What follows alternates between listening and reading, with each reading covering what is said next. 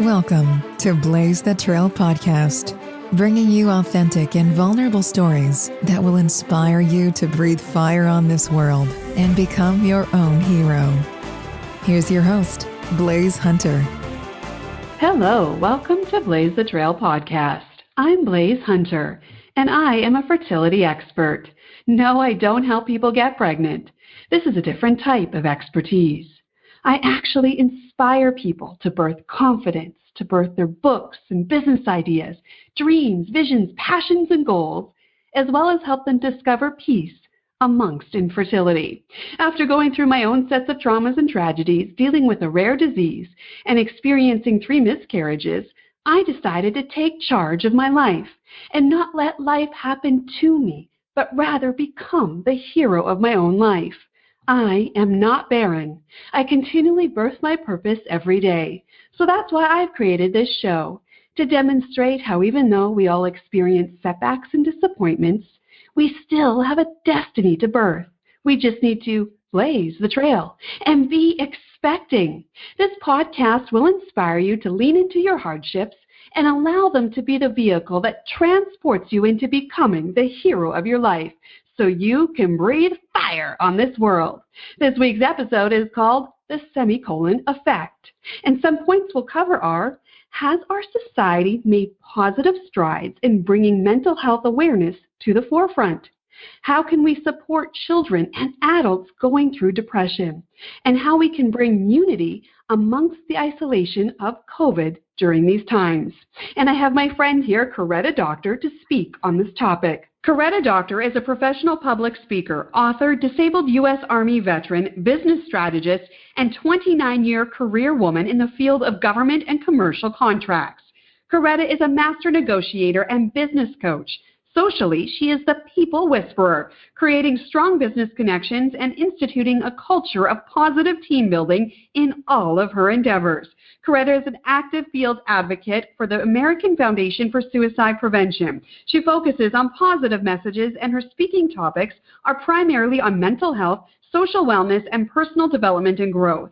Coretta is also the founder of Communique Magazine, an international publication launched in the summer of 2020. She is fierce, she is fabulous, and she is my friend. Welcome, Coretta, to the show. Thank you, Blaise. I am so grateful for this opportunity. Looking forward to our discussion.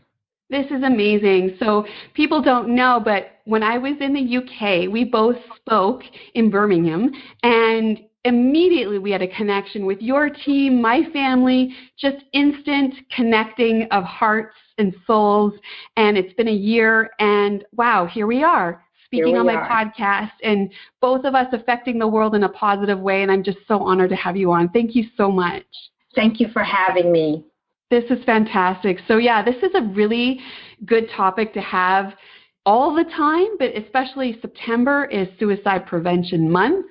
We're in crazy times right now. Pandemic, the world is experiencing things we've never dealt with before, and it's causing a lot of mental health problems. And yes, I just wanted to have this open dialogue with you to talk about how we can bring this topic further to the forefront, help each other, create unity and not separation, and really bring awareness of how to invoke that semicolon effect, not end it with a period. Like, actually, there is more to the story, and we need to encourage that, don't you think?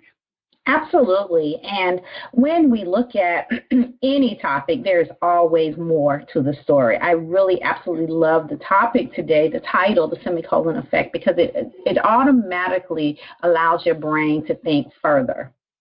You know, like, we all go through things, and you know, we all have situations, hardships, setbacks, traumas. We all go through something, but we have to see some sort of positive to say, you know what, this is not how my story ends.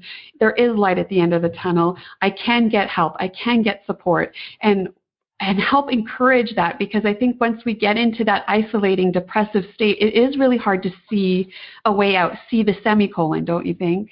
It is. And, you know, it all starts with empathy. We have to take a moment to understand the emotions behind any and every action. And once we put the first part of that is to put the thought of what's going on first. Think about it. We don't want to just react. When we see things happening to people, we don't want to judge or assume. We have to sit back and think, what if this was me? Or this could be me. And then place the same amount of empathy on those situations that you would want to happen in your own. Absolutely. I think empathy is so vital to help those suffering in depression and mental health issues, as well as those in the ripple effect of people that commit suicide. It is a domino effect that is affecting families, young and old. I just want to go back a little bit and see where you came from and your journey to get here in educating people and bringing this topic, empathy and awareness to mental health, and just showing the world how important it is to have this conversation. Maybe just tell us a little bit of your journey and how you ended up where you are today. So absolutely. Several years ago, I went through a very serious traumatic experience when I discovered the facts surrounding my adoption and where I was, in the family tree.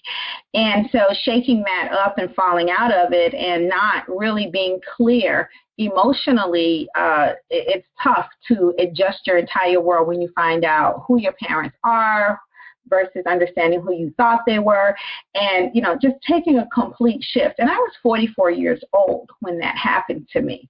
So that put me into a place and a space that wasn't familiar. It was dark and it was not readily something that people could talk about because it's an unusual topic. It happened in a family that we didn't expect it. No one really knew the truth. And when it happened at such a time in my life that I was having so many great things happen that it spun off this really bad emotional roller coaster, which later I found to be true. A statement that my therapist gave me is, you can handle, a period of lows, and you can handle a period of highs. But when you peak with highs and lows and highs and lows, and you're battling the good times and the bad times and the reality from each, you struggle more when you are dealing with trying to be happy. Oh, then you're sad. Then, oh, there's something great happening. Oh, so with all of the things that was happening to me, it just was a bad time to, at 44 years old, discover that now I have a new life. So I had been living two lives. I had been living the life of the unknown child, like, who are my parents? Then I found out now I have these two lives, and I got tired of living both, that I just wanted to end all of it. And that's where I ended up in a facility, in a hospital. I couldn't leave, and I was forced to face my demons. And it was just basically not understanding life and trying to figure it out. Those folks there in that mental facility, they helped me. And with that help, at first I rejected it. I didn't want it. I was very angry and I didn't receive it. But when I let go and realized that the only way I'm going to get out of here, number one, is to receive this help, then I realized, well, this is life. You only get one. You must apply what you learn and what you're taught and learn how to deal with the cards that you have. So what I did is I took what I learned, I calmed myself down, I got better, and then I looked back at the things I wrote in my journal. How did I get here today? I got here today because the mental health facility advocates, counselors, and therapists provided me empathy. That was first. There's a difference between empathy and sympathy. They didn't feel sorry because I was going through all of these bad things and all my childhood trauma was raising its ugly head. They didn't feel sympathy. They gave me empathy. And when I realized the difference in how it applies to people who are going through traumatic experiences, I realized that I could do that too. I could be what someone was to me to others. Your journey, even processing being in a facility and having to deal with your issues, because I think right off the hop, humans tend to reject and say, no, I don't want to go there. No, I don't have a problem. But once we can just take a step back and realize, okay, I'm willing to look at it now. I'm willing to even open up that discussion and talk about what's affecting me and my problems. There lies such a revelation of ourselves and a pathway to heal, to move forward, to grow as humans, but we have to actually have that internal struggle, don't you think? Like that is part of the process. Yeah. It is. Yes. I mean, you have to know that when someone is going through a storm, it's like driving a car in the rain and the windshield wipers are there to kind of wash away the water. They can't see clearly. They can't see without the assistance of the help of those wipers. They need that. And so us on the outside, you know, you can see into a car, but they can't really see out. The fog and the rain and covering them up. So reaching out and providing empathy to someone who needs it in a time, if you've ever experienced having someone give you empathy, you will always understand the value of giving it back to someone else. You know, I've talked about this before. I've become more open of my dad faking his own death 17 years ago, and he returned home. You know, I had such judgment in the beginning of that, of like, how could you do this? And I think that is a stigma. People like, how could they do this and leave such a ripple effect of pain? And it was selfish. And it's like, no, they can't see clearly. Like you said, they can't see through the wipers, right? They're not making logical decisions. They're not, it's very complicated, and we need to have that empathy and that mercy and trying to understand they're not okay in that moment. They're not making logical decisions. And I had to process that. I was resentful. I was angry, was hurt and devastated. But then I've had to go through this process of learning, like, my dad came back. And that was incredibly brave. And I had empathy. And that created a pathway for healing for both of us versus shutting it down and not talking about it, not dealing with it. And, you know, that was 17 years ago. And that was a very taboo back then. Like, it literally got shoved under the carpet. But do you think in 17 years to date, do you think we are making positive strides in bringing depression and empathy and this topic to the forefront? So we are making strides, but we're not where we should be. We are making strides. And let me stop first and say to you, I'm very sorry that you experienced that. And I'm also in a position, I guess, of thinking that you are an educator yourself because you have experienced something that many people will never experience. So that is why I believe that your spirit is such a caring spirit, because you know what it's like. You have been the victim of something very painful. And again, I'm sorry that you experienced that, but you know, it speaks to your character and why you're so caring and understanding now to other people's needs. And so I will continue and tell you, yes, we have.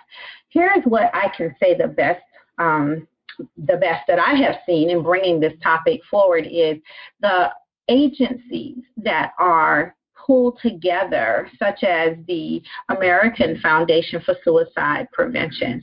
That is the biggest agency that I'm familiar with, because they not only offer support to people who are struggling with mental health, but their focus is on the family members. So immediately when you said what you went through, I immediately thought of that, because we need organizations that know how to help the family. We need people that can talk to and continue to talk to the people that are the recipients of the residual pain that comes from someone that either attempts suicide, goes through with a suicide, or are suffering a mental health condition that may lead to suicide. That's the good thing about that one organization. They don't focus on just one aspect of this entire problem. The second part is we are not where we want to be, should be, because there are still tons and tons of stigma assigned to the emotions related to this problem. I'll call it that. And the real truth here is that many of us still don't want the help. We acknowledge that there is a problem. We acknowledge that we want help, but actually standing up and getting it is a whole different animal. And there are some barriers to that, Blaise. The workforce. We can't go to work and say, I have a mental health problem and I need help. We can't readily do that in every situation.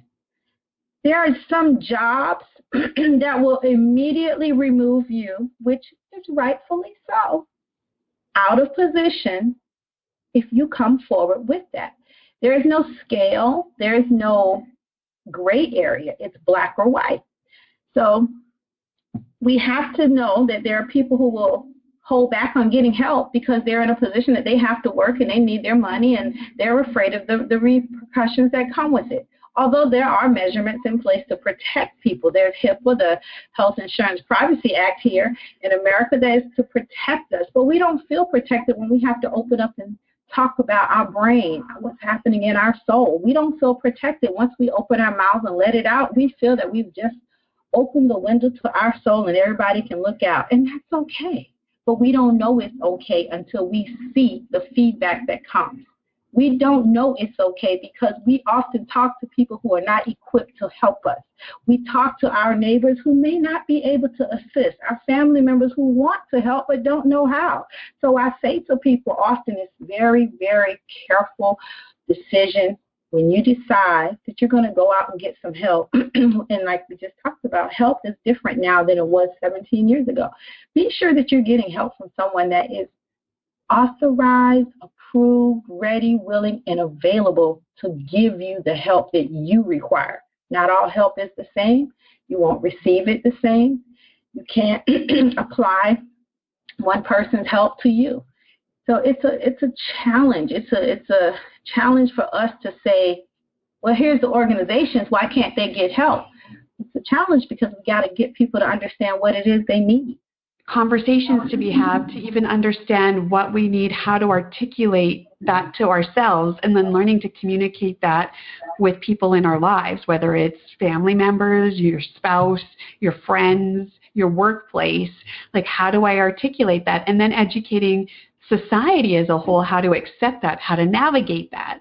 And I think the semicolon effect applies to many different things, not just don't commit suicide. There's still more to your story. It's like, don't put a period where there's still another conversation to be had, right? Mm-hmm. Mm-hmm. That's right. And excuse me. And the greatest of what we're talking about here is that there is more, because the world is actually embracing it more now that I know further in our discussion, we're going to talk about this coronavirus and COVID-19. I don't want to overstep, but I do believe it's a part of this discussion right now is that it's changing because it's becoming more evident during this downtime. We're seeing it more and more people are needing the help. So it's almost a bandwagon effect. Well, it's okay if, my coworker asks for some mental stability support because I'm also a coworker in that same office and I feel the same way. So it's becoming more of that where people are not as ashamed to ask because now they feel like there's a blame. We all want to blame something, and that's okay if that's going to save our lives. But what's important about that is people are coming forward more now because there is a global curtain hanging over us, and some of us don't know how to lift that. And with this opportunity to say, I have had time to think about where I am in life. I've had time to see some things that I can improve about myself, and I want help. That's what I see happening during this pandemic. We have made positive strides, but we are nowhere near where we need to be. So we're seeing more and more suicides, more and more depression coming up and talking about it, which is good. But how do you see us getting from where we are to closer to where we need to be? Because I often think people think of where we need to be and it almost seems such like a too great of task. So then we stop. We don't even keep trying because we feel it's so overwhelming. So as a really good advocate in this field and an expert, what are some things we can do to help us get there? Well, things like what we're doing right now. We're talking about it, and we're going to share this message with people around the world. We definitely know that talk saves lives, okay? It does. And again, I believe that because right now and the culture of our world, the climate of our world has given way to let people see it's okay. It is okay to acknowledge the help that we need. Now, what I think is going to also make a big impact on the success of people that are struggling is for them to be able to have some resources that are not so much tied directly to the workplace. A lot of people only get help through their employee-assisted programs or through, medical, go to the doctor, and then the doctor has to assign them over to a therapist. Nowadays, therapists are making it easy for people to just come as a direct client. They don't necessarily have to go through those two things. With people being out of work right now and at home, there's lots of ads coming on television and all through the internet, and there are people who are having shows, again, like the one you're having now, that's allowing for them to see some different areas that they can go to on their own, quietly, privately, and then when it's time for them to get that help, then they are able to go and share it with someone else. Because that's the first part about getting help and being a success story, isn't it? Going out and finding others that need it and sharing your success and hopefully pulling them in the right direction. I think another thing that's going to help or is helping is that the education part with the definitions, truly defining what mental health means, what mental wellness means. What those words were, like you mentioned, taboo. But if we define and we clearly articulate what it means, everyone in the world has a mental health status. We all do. There's just some things that impact our mental health that we need to correct. It's not a permanent thing. It's not a forever thing. It's a right now, let's get it taken care of thing. Let's discuss it and let's be a team and let's work through it. Defining what a mental health diagnosis is often surprising to people. When I say depression is a mental health diagnosis, they said, oh, but we're all depressed. No, we're not all depressed. We claim it. We may say it, but we're not all depressed. We may have signs of what depression is, and that's where we go to get our help. We don't allow for the stigma of the definition to scare us. So I think that those are some things that are showing some improvement. It's showing the way that we're going to get to where we need to be. Absolutely. And I think it's really important, like you said, talk saves lives. Let's start having that conversation with our children, with our partners, because you know each other. So when you see somebody being very sad or pulling back, don't just let them pull back. Like, have the conversation. You can just talk about it and be open. And like, I remember talking to my husband so early in our marriage. Like I said, I've been battling a rare disease, and it was very, very life-threatening in the beginning. It was chaotic. We didn't know what was happening. I was struggling to keep my full-time job and stay on it and be healthy because I was so stressed about work and doing good at my career. And I asked him, I came to him, which was actually, in hindsight, like very brave, I think, of myself, that I said, I think I might need to take a stress leave. And this was like, we've been married 12 years. So 12 years ago, so still very taboo. We've made great strides, like you said, in 12 years even. But like he said, no, you'll end your career. You'll ruin your career if you take a stress leave.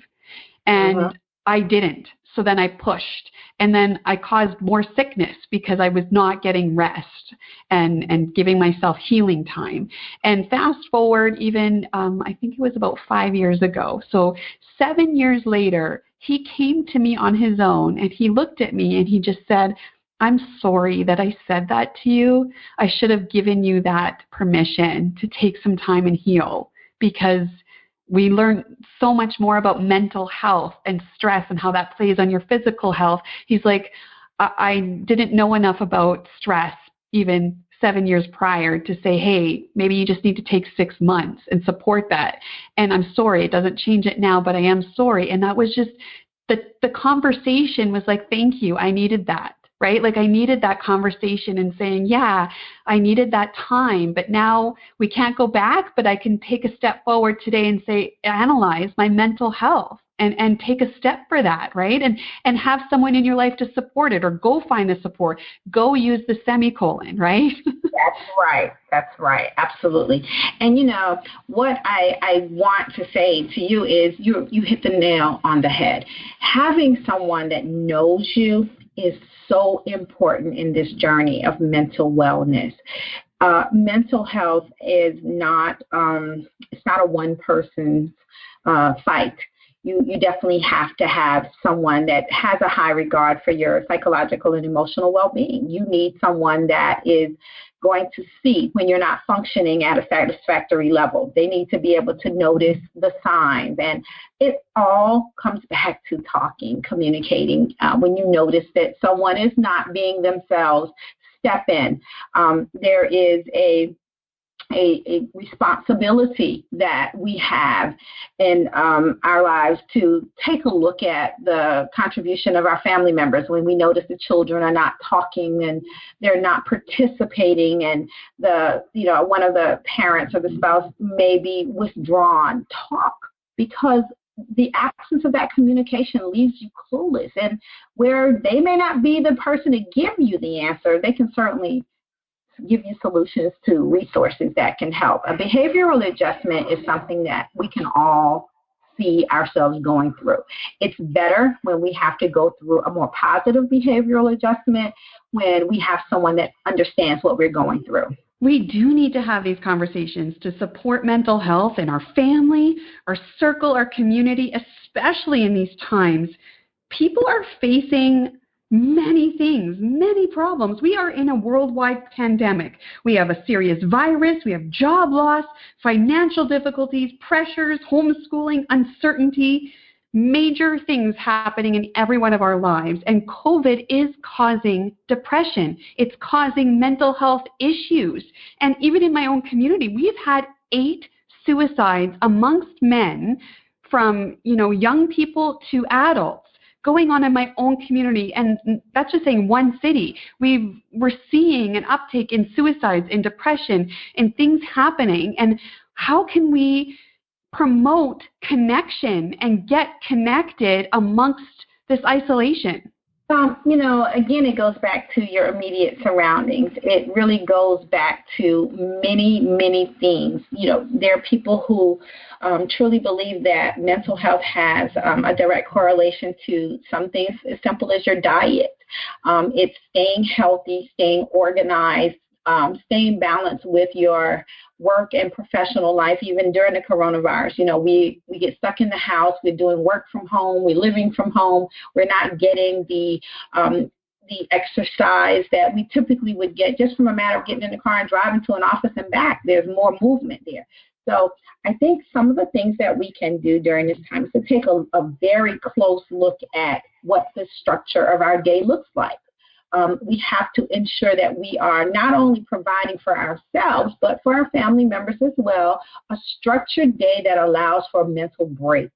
We have to find opportunities to rest our minds, to rest what we're thinking, because if we do not, we're going to find ourselves in a new mental health crisis, maybe one that we've never experienced before. Maybe it's something that's going to surface that's been deep within. And the only way that you can control that is to control your environment on a day-to-day basis. Start with a good breakfast. Start with a good meal. Plan your day as though you were, at a Fortune 500 company planning out their day, okay?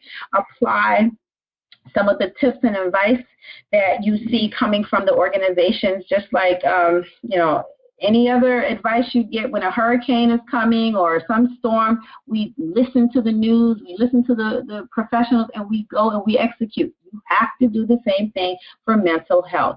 The CDC has a Center for Disease Control. They have a lot of information out there talking about dealing with mental health and coping with mental health during this COVID-19 pandemic. And one of the things it talks about is stress. Managing stress can definitely be one of the top factors to controlling our mental health and mental wellness. Some of us are worrying about job loss and worrying about, the whole pandemic in itself, but we cannot allow that to take us over mentally. It will break you. So some of the things that we can certainly think about is finding activities that we never did before. And when there's something that we know we love to do a little more of it. And then take care of yourself and your community. If you find yourself getting out and being helpful, remember we talked about empathy. We talked about the things that we know that make us feel good. Go out and do some of that for the community. When you help others cope with their stress, it definitely will alleviate your own. Now, obviously, we don't want people to go and overwork and over-contribute and over-deliver because it'll pull away from you. And you have to be careful to maintain a balance with that. When you know that you're not well, get treatment right away. Don't let things hang on. We're not in an environment where you can be sick and stay sick for a long period of time. Take breaks from watching the media. Stay away from the internet and listen to stories that are so Debbie Downers, as we call them, things that can just continually pull us down. It's good to know information, stay informed, but take a break from that. Take care of your body, like we talked about, eating properly, rest, make yourself sleep, take a nap. Make some good time for you to call up a friend. Maybe we can't go visit them, but chit-chat on the phone, talk about hobbies, and then definitely talk to your children. You, as the adult, we know what to do, okay? We know where to go. But this is different for children. They are limited. They're limited in their information. They're limited in their experiences. Take care of children during this time. When they're happy, you're happier. When you start noticing a decline in the emotional stability and the people that you love and that people are around you, is going to impact you too. So just like on the airplane, and they say, put that air oxygen mask on yourself first and then help someone else. You want to do the same thing. Take care of you, take care of your family and your community. Wonderful. And all these conversations and bringing up, because I noticed when, children commit suicide and the families are reeling afterwards being like, I didn't know, they never said anything. And it's like, we need to have these open conversations. And like you said, we have to put the oxygen mask on ourselves. So even having that conversation with our young people, just saying, life can be hard. I have problems too, but we're working through them. I'm navigating through them. This is how we do this. This is how we own our problems. You're not alone. Because often I think that's what we think. We're so isolated and it's just me and I'm washed up and I just feel this way and it's only me, and it's not. This is a systemic problem. We're seeing this across the board. It may look different slightly from each person, but we're all going through that struggle of feeling loneliness and isolation and not good enough, and something happens and we get this dark cloud. But we need to have this community of conversation to allow us to feel together and united versus it's an isolated situation like infertility. Like my miscarriages, I was feeling it was just me. But the more I started to talk about it, I realized I'm not the only one going through this. The whole world is going through this in some way or another. But I found a sense of community and togetherness by owning it, by speaking about it, right? Absolutely.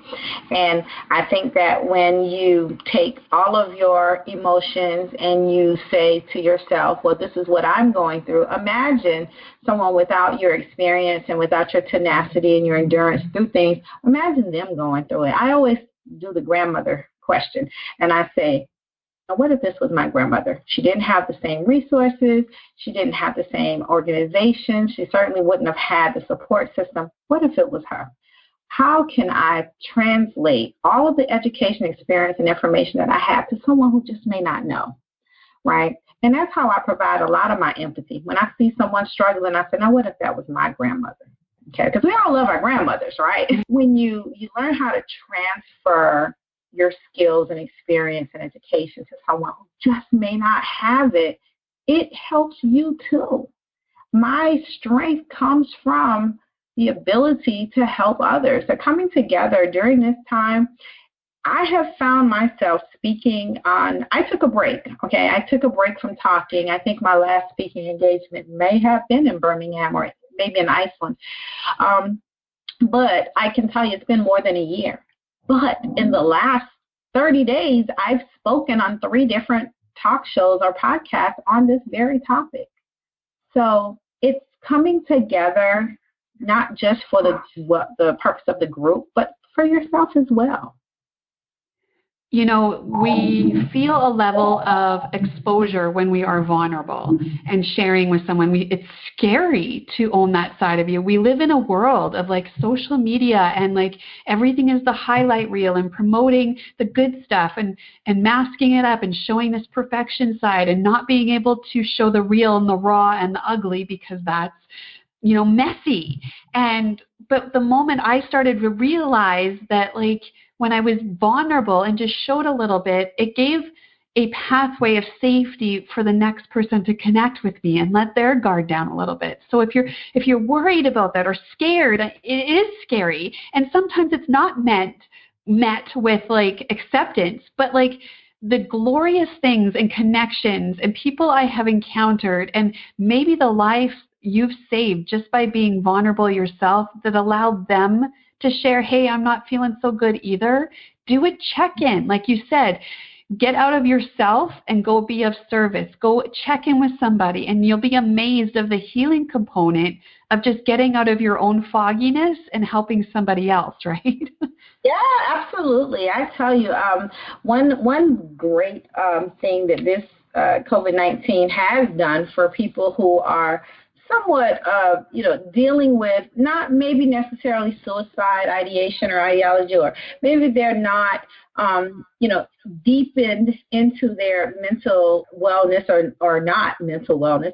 Maybe they're not so far that they're just on the tip and they're not even sure if they need help. One thing I can tell you that this time has done, it has given people time to see truly where they are. So, for example, there are people who will say to me, well, Coretta, I get sad sometimes, but I'm not really depressed. Or I get a little down, but I don't need any help. And then 2 weeks later, they're saying, this is getting worse. A month later, I can't get out of bed.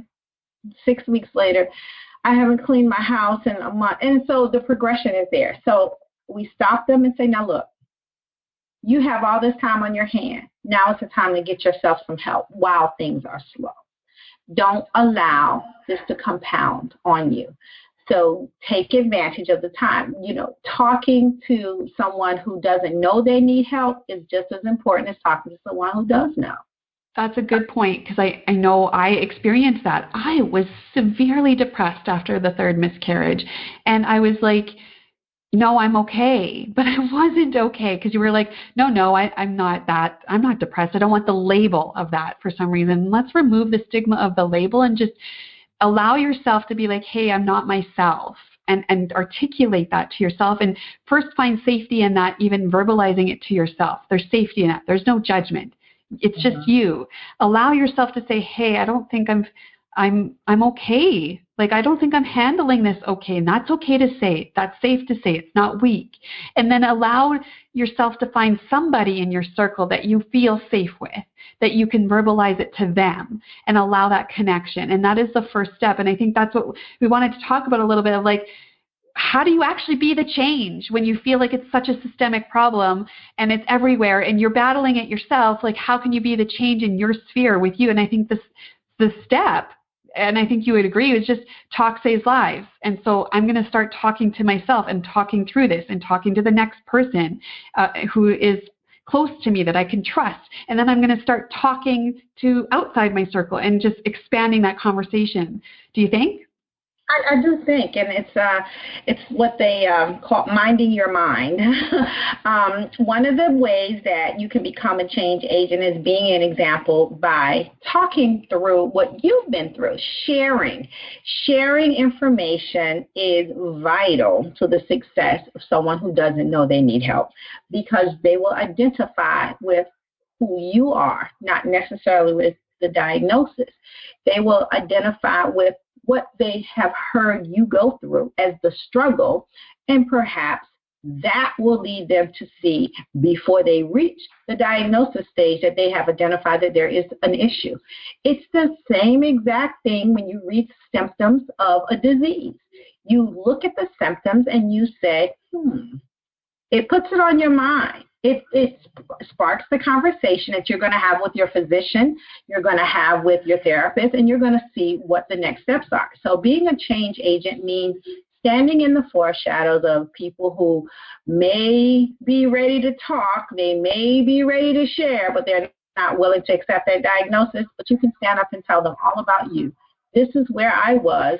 This is what I realized. This is how I got help, and this is how I am here today being able to help you. And that in itself is the biggest change. People want to hear from people who have gone through some things.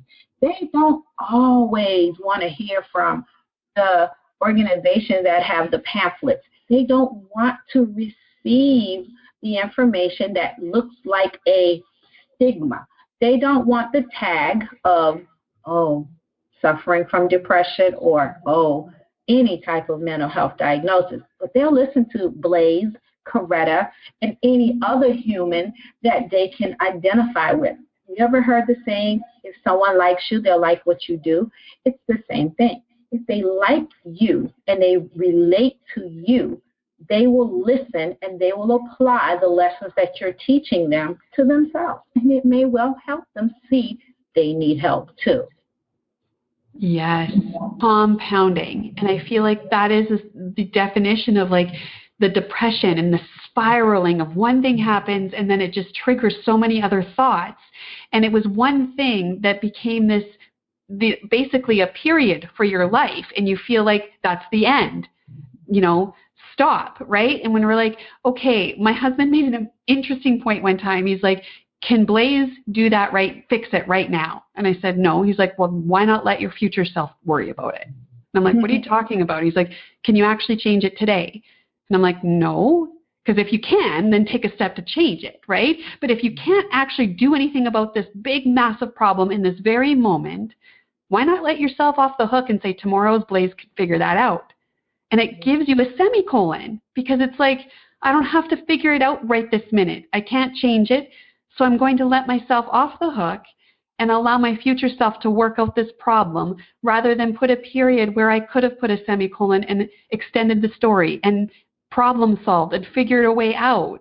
And it allows us to have another day. And I feel like that's inspiring and gives us hope. And I think that's the word we need, is hope. There's still hope. There's a way to figure it out.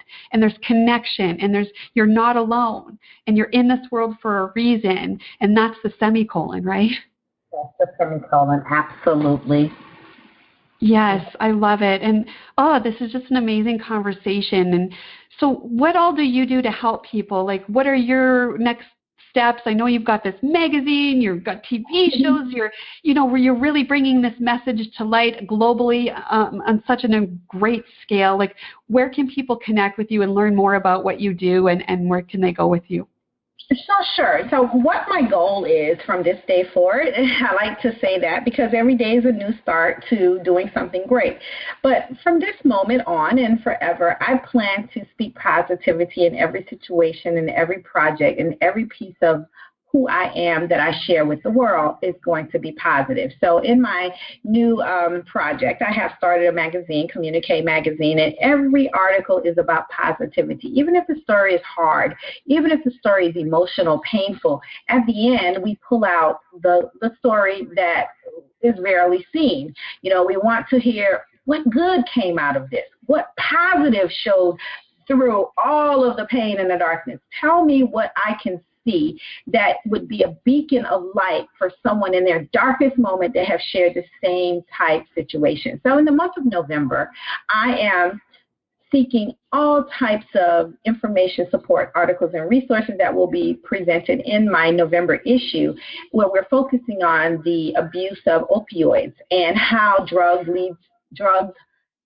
let me say this, how illegal drugs or prescription drugs can lead to depression and death in teens specifically, but in everyone.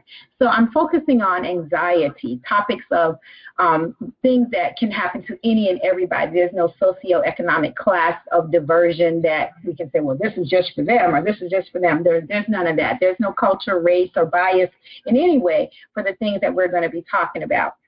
My website is simply communiquemagazine.com, and it's spelled COMMUNIQUE